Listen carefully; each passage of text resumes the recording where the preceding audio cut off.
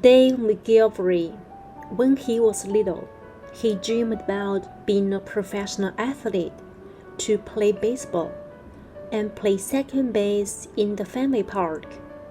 Unfortunately, he didn't play there, but he ran around there with a great purpose, and 35,000 people cheered for his back. The Boston Red Sox. The highlight of this pregame program will be the entrance of David McGillivray. He ran coast to coast to raise money for the Jimmy Fund. Coast-to-coast run from Medford, Oregon to Medford, Massachusetts. He has just run 80 days, averaging 43 miles a day. A Fenway Park greeting for Dave McGillivray. When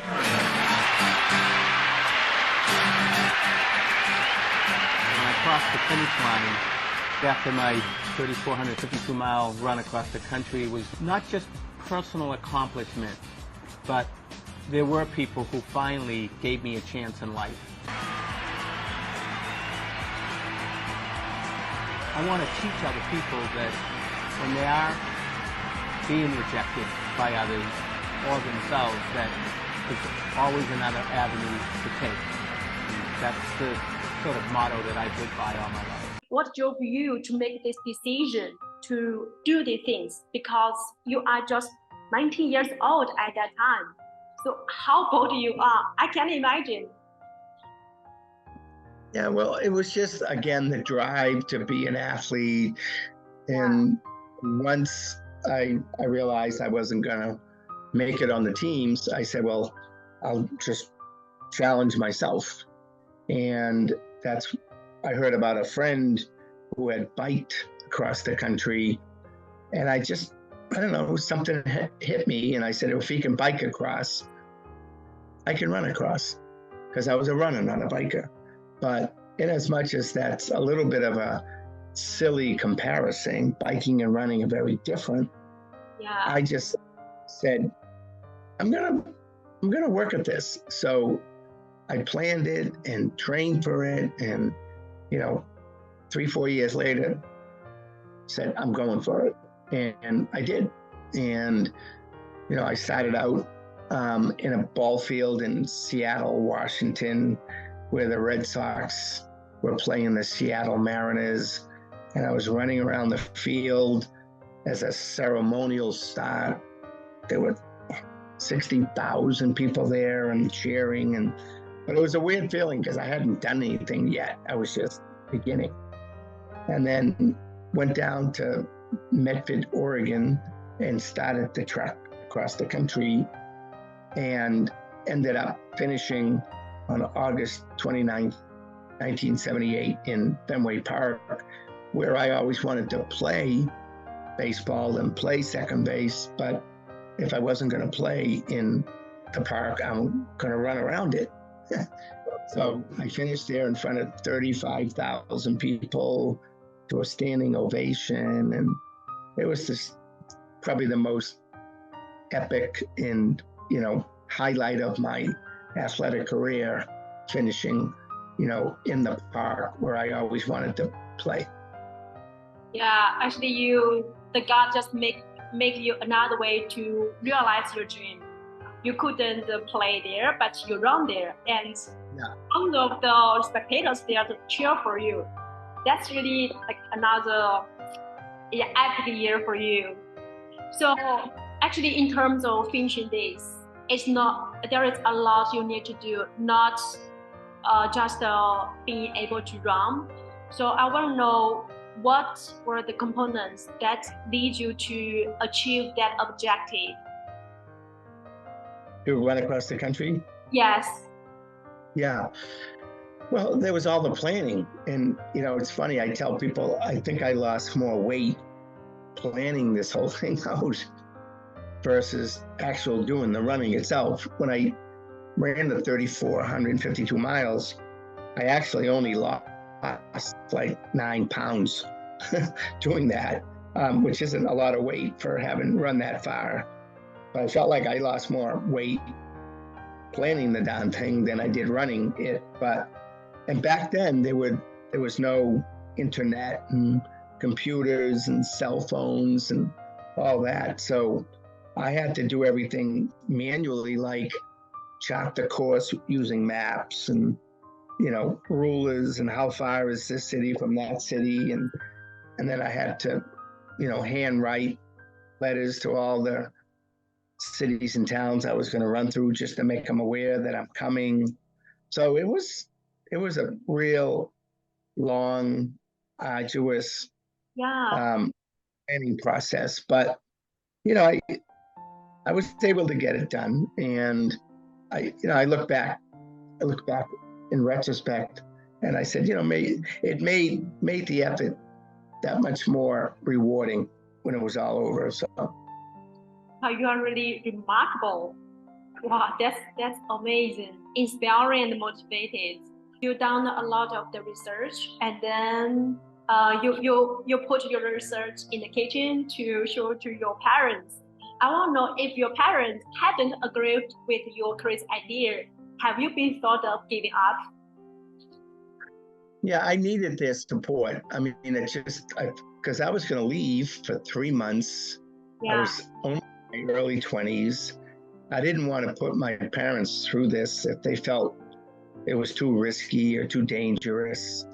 They had always been very supportive of, my athleticism and my, school and everything I did. But I had to prove to them that I knew what I was doing. I had done the research. I, quote unquote, earned the right to do this, but I didn't know what they were going to say or think. So I put it all together, left it in 3-ring notebooks on the kitchen table, left a little note saying, please review this. And when I came home later that day, they just left me a note saying, we support you, we love you. And I knew I could go ahead and do it. So that meant a lot to me, yeah. So you are grown up in a supportive family. When you do something, you always get support from your parents. And also that's one of the regional field to help you set goals, to challenge yourself and achieve your goals. Yeah. I've always said I do a lot of motivational speaking, and one of the slides that I have in my presentation is there's no such thing as an individual accomplishment, meaning that, we all have to surround ourselves with support, team, and it's hard to just go off and do these things alone. And, other people sacrifice when you're training for something or whatever. Other people are sacrificing their time to take care of the family or do things because you're out there working out, training, so I always, recognize that and appreciate that and acknowledge that it's always a team effort. Wow, that's good. He's an entrepreneur. In 1981, he opened the doors to DMSE Sports. He and his team have managed on more than 1,500 events throughout the world, including the Boston Marathon, the Olympic Marathon Trails, and the Olympic Games. He's truly a great philanthropist. His philanthropic activities began in 1978 with a run across America. He was just 23 years old, but with a very kind and sincere heart. Afterwards, he had done so many charities. Dave, DMSE Sports, and his foundation have raised more than $200 million for various charities over the past 40 years, including the Jimmy Fund, Joseph Midme's Big Heart Foundation, Tim Hoyt, Power Kids Summer Enrichment Program, Martin Richard Foundation, Sports Museum of New England, Tommy's Place, Medford Senior Center, etc. In 2022, he relaunched his foundation and renamed it Dave McGillivray Finishing Strong Foundation. Dave, could you tell us about the newly named Dave McGillivray's Finishing Strong Foundation. So what it's about and who's the support? Yeah, so I've written 3 children's books. The first one was called Dream Big because, when I was little, but I had big dreams. So it talks about my first 2 experiences running the Boston Marathon. And then the second book I wrote was Running Across America. So it's kind of a profile of that run. And then the last one was called Finish Strong. And Finish Strong is about my participation in the World Marathon Challenge, where I ran 7 marathons in 7 days on 7 continents. So all of these children's books sort of have a theme to it. And I've always felt that for me, the 3 pillars of life are health and fitness, education, literacy, and giving back, doing acts of kindness. So I just relaunched my foundation in the last year to do just that, to mainly focus on youth and to help them with self-confidence and self-esteem through, focusing on their own health and fitness, through taking care of their mind by reading and literacy, and then feeling good about themselves by doing acts of kindness for other people. So that's what, generally speaking, the foundation is doing in terms of, me going to schools and speaking to the kids, me donating books to kids and youth and schools and other organizations. So there's a lot of things that the foundation now is doing that basically focus on those 3 pillars. So when are you focused on the kids to empower and inspire the youth to do some things? Why do you focus on the kids, not the adults or some other people? I think, I focus on the kids, but this is for adults too. It isn't just for them, but I just feel like with kids, sometimes they need direction. Yeah. They need confidence. A lot of kids are going through what I went through, and this sense of feeling rejection or not needed and not wanted or not good enough. And, obviously it's the beginning of their lives, and it's what's going to define them when they become an adult. So I feel like if I can get them early on in their life, it's going to make a significant impact later on in their life. Yeah, exactly. I bought and read your 2 the paper books, Dream Big and Across the America. And last time I asked my nephew to read it, and he said to me, "Wow, Dave is really a brilliant and crazy guy. He always challenges himself and earned the right to realize his dreams. I learned a lot from him." I said, "Really?" So I asked him, "Do you want to do the little things like the day, run 13 at your 13 this year and the 14 next year, and followed by the 15K at your 50?" He thought for a while and think, maybe I can do it first year, but let us finish it this year and let's see in the future. I said, okay, let's do this year, and the next year I will also inspire you and to finish your 14. At that moment, I think, wow, that's the messages they leave for the kids. And last time I watched the videos about the girls, and the next day we ran the 10K with my nephew. The last K, he said, "My game, my rules." At that moment, wow, like that's the invisible power they leave for the kids. So at that moment, I feel, wow, that's really like inspiring, because you don't know what the information that the kids get from you. So could you explain more about your model, the My Game, My Rules? I like it. Yeah, well, to your point about sometimes I speak to these audiences and I never know lives impacted, what they're going to walk away with. And then I hear months later or years later, I heard you speak, or my child heard you speak, and they walked out saying, I'm going to do that. I'm going to, some people have come up to me after my talks and said, walking in here, I wasn't feeling good about myself, but now I do. I feel empowered. I can make some changes. I can, and you saved my life. Like, wow, okay. That kind of a thing. But on my game, my rules, it was more about, when I decided to run my age on my birthday, as I was doing it from year to year, I would regularly get asked, like, well, what are you going to do when you turn 90? And I'm like, well, I don't know. It's a good question. First, I want to be breathing, get out of bed. And I don't know, I'll decide then. I don't have to decide that now. And I said, at the end of the day, it's my life. So I can make any decisions I want. And so I just come up with the whole motto, a mantra of it's my game, which means it's my life, it's my rules.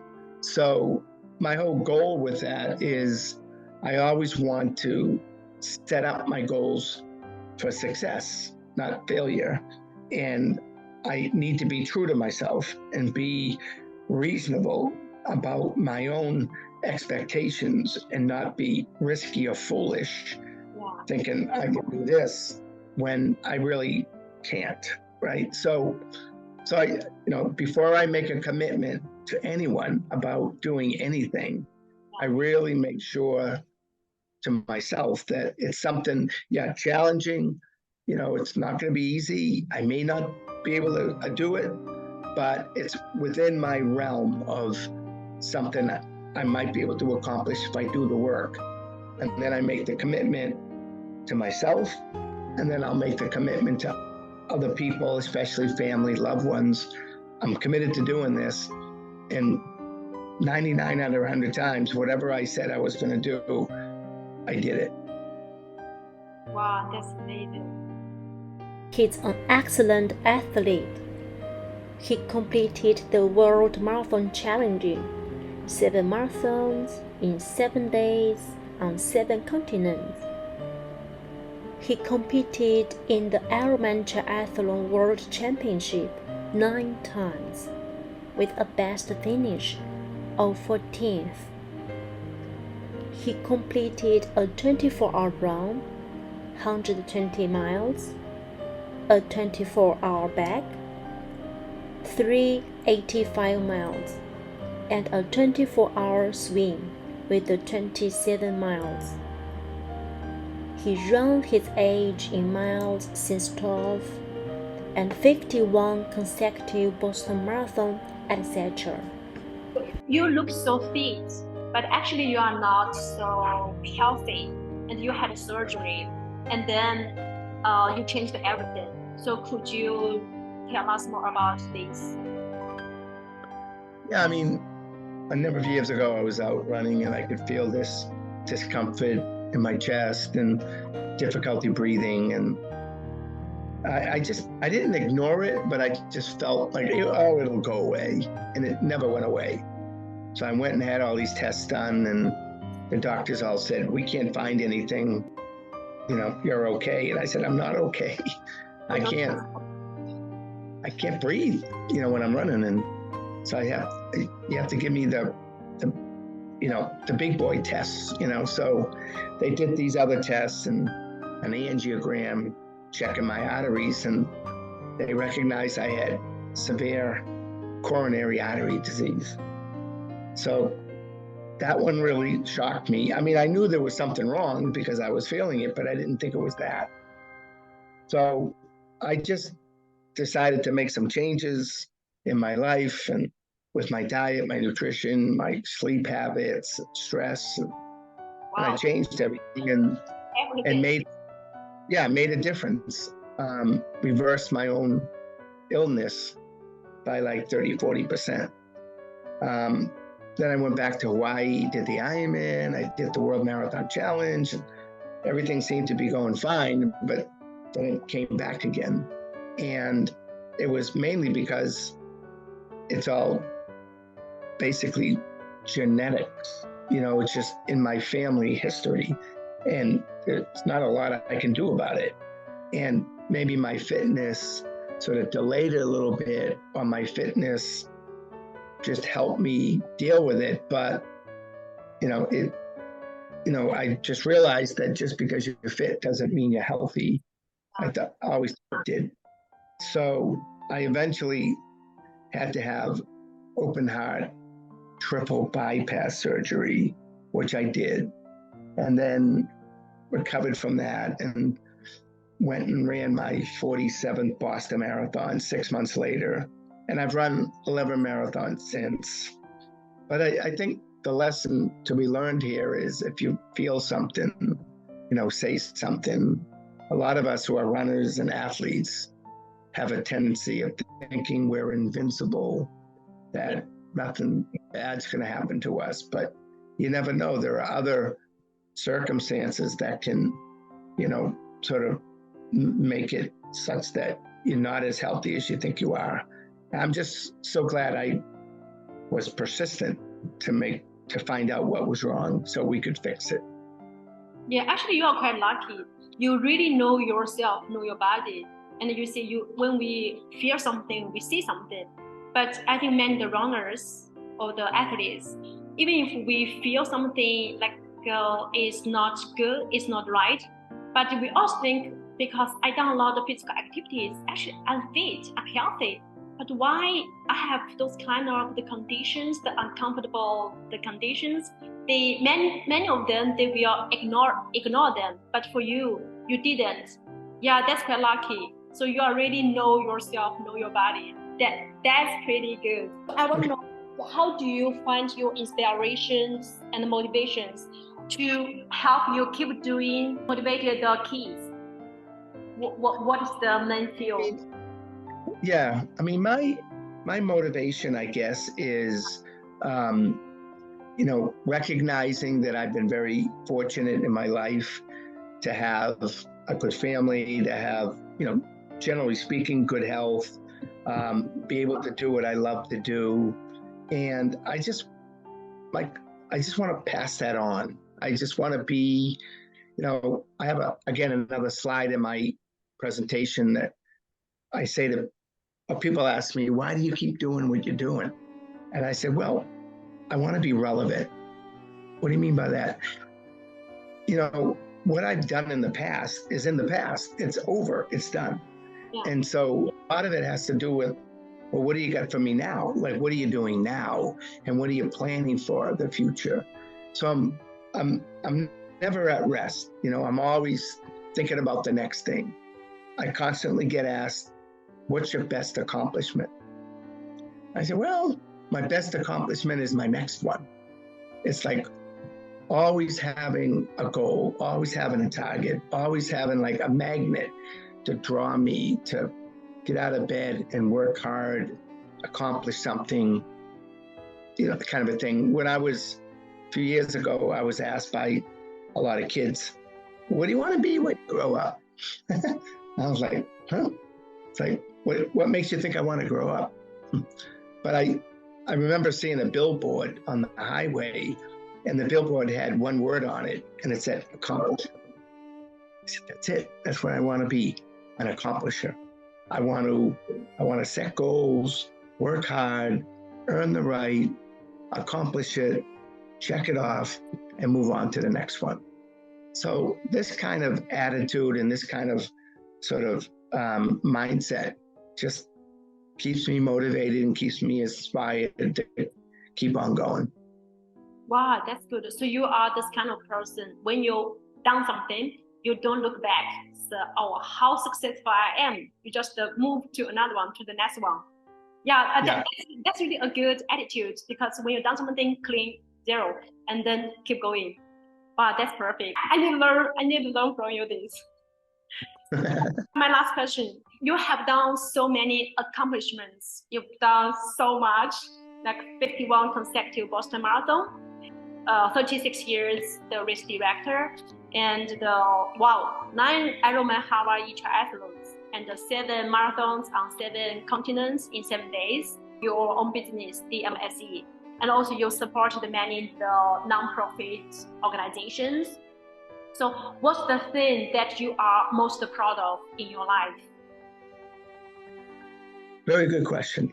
I think, the athletic accomplishments, I, personally am proud of because I worked hard at them. But I think the things that I'm most proud of first is setting an example for my own children. I have 5 kids. Wow. And I just feel like I don't lecture them or tell them what they have to do or not to do. I just try to be me and try to be a good example to them about working hard, about getting a good education, about giving back, just all those things. So, and I feel like it's worked. Right? So I feel most proud about that. Secondly, just the whole concept of helping those who are less fortunate. I have an appreciation for what I have. And, I just feel like we all have an obligation and a responsibility to give back. So, through my running and through my business, we've helped raise $200-300 million for various causes. And I guess if I had a legacy or if I'm most proud of something, I think that would be it more than anything else. Wow, there's no hesitation in that answer. Wow, giving back, that's really amazing. Yeah, and also I like your attitudes. You set examples for your kids, and then you finish, you do it, and your kids learn from you. Also can help them direct their life yeah, that's really good. I like it. He's a motivational speaker. He has given more than 1,900 motivational talks throughout the US and abroad. Over the span of his life, he had so many remarkable and brilliant professional accomplishments. In 2000, he received the Lifetime Achievement Award by Competitor Magazine for more than 30 years of service to the sport of road racing and triathlons. He was inducted into Running USA's Hall of Champions in 2005 and the USA Triathlon Hall of Fame in 2011. 2009, he was awarded the prestigious Jimmy Award from the Jimmy Fund of Boston for his 30-year association and his work with helping to raise money to fund cancer research at the Dana-Farber Cancer Institute. He received the 2019 Sports Museum Lifetime Achievement. 2021, he was honored with the 3rd Lantern Award, and so on and so on. No any other words could be used to describe him, if there is. That's the GOAT. So thank you so much for stopping by today. And actually for me, I'm absolutely pleasure and feel great honor to have this fantastic conversation with you, because you are really, really my ideal. Thank you. Well, thanks a lot. In life and also in the events. I hope I can see you in person and run Boston Marathon with you in the next few years. When I come, I will text you. I hope so. And let's stay in touch, because I very much am flattered by, all the research you did, and just your genuine, I don't know, just friendship now that we have. So let's not let that go. Yeah, okay. Let's keep in touch. And if I met in person, I think I have more questions to ask you because Okay. I've done a lot of research about you, and your stories. It's really inspired me and motivated me to help me get through some difficulties, especially this year. Got it. All righty. Good. Good. Good. Thank you. All right. Okay. Take care. Take care. Bye. Bye.